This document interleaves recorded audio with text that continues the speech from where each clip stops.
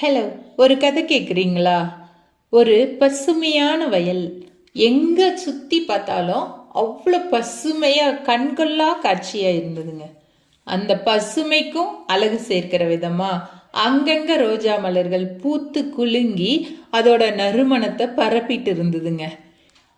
அந்த வழியாக யார் போனாலும் அந்த தோட்டத்துக்கு போகாமல் போகிறதுக்கு மனசே வராது. அதை பார்த்து கொஞ்ச நேரம் அதோட அழகுல லயித்து போய் அப்படியே அவங்களையே அவங்க மறந்து இருப்பாங்க.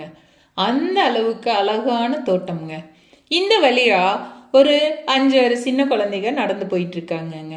அவங்க என்ன பண்றாங்கன்னா, இந்த அழகுல மயங்கி அந்த தோட்டத்துல வந்து அவங்களையும் அறியாம சந்தோஷமா ஆடி பாடி விளையாடி மகிழ்ச்சியா இருக்காங்கங்க. அவங்க மகிழ்ச்சியா டான்ஸ் மூலமா வெளிக்காட்டிட்டு இருக்காங்கங்க.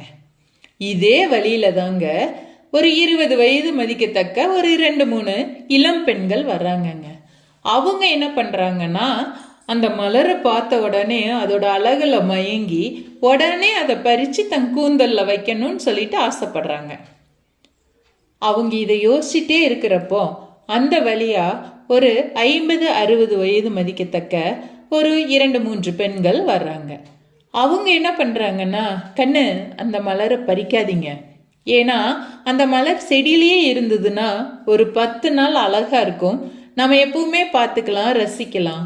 நீங்கள் பறிச்சிட்டிங்கன்னா உடனே அது வாடிரும் அப்படி சொல்கிறாங்கங்க. இன்னும் கொஞ்சம் நேரத்தில் பார்த்தீங்கன்னா இன்னும் ஒரு 70-80 வயது மதிக்கத்தக்க ஒரு 4-5 பெண்கள் அந்த வழியாக வர்றாங்க. அவங்க என்ன பண்ணுறாங்கன்னா, அந்த மலரோட அழகில் மயங்கி அங்கே போய் உடனே அதை பறிக்கணும், நம்ம கடவுளுக்கு கொண்டு போய் இதை கொடுத்துடணும், கடவுள் தந்த மலரை கடவுளுக்கே கொடுக்கலாம் அப்படின்னு சொல்லி ஆசைப்படுறாங்கங்க. ஆமாங்க, நம்ம வாழ்க்கையும் அப்படி தானே. நம்ம குழந்தையா இருக்கிறப்போ இந்த இயற்கையாகவும் அழகையும் ரசித்து நம்மளையும் மறந்து சந்தோஷமாக இருந்த காலங்கள் இளமை பருவம் இல்லைங்களா? கன்னி பருவத்துக்கு வந்ததுக்கப்புறம் கண்ணுக்கு அழகாக இருக்கிறதையெல்லாம் உடனே நம்மளுக்கு வேணும்னு சொல்லி நம்ம ஆசைப்பட்டிருப்போம் இல்லைங்களா?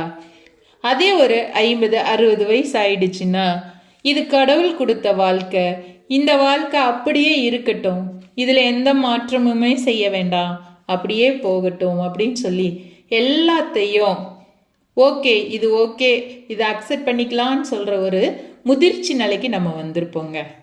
இதே பார்த்தீங்கன்னா ஒரு 70-80 வயசு ஆகிறப்போ இந்த உயிர் கடவுள் தானே கொடுத்தாரு, இந்த உயிர் மறுபடியும் கடவுள்கிட்டயே போய் சேரட்டும் அப்படின்னு சொல்லி நினைப்போம் இல்லைங்களா? இதுதானே உண்மை, சரிங்களா?